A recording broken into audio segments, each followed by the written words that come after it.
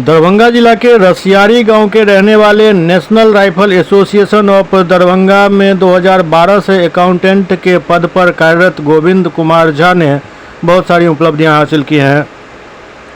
2012 में इन्होंने shooting world cup, खेलो India और नेशनल गेम्स में टेक्निकल ऑफिशियल का काम किया।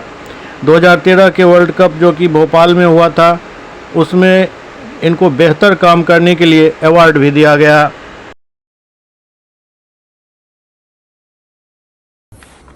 हाय, मेरा नाम गोविंद झा है और मैं रसियारी दरभंगा बिहार से बिलोंग करता हूँ।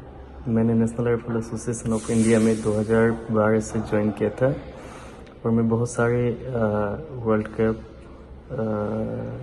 खेलो इंडिया गेम्स और NSCC में एज ए टेक्निकल ऑफिशियल काम किया है। इंडिया में जितने भी वर्ल्ड कप 2012 के बाद हुए हैं सभी में मैंने एज ए टेक्निकल ऑफिशियल का रोल निभाया है। Thank you very much.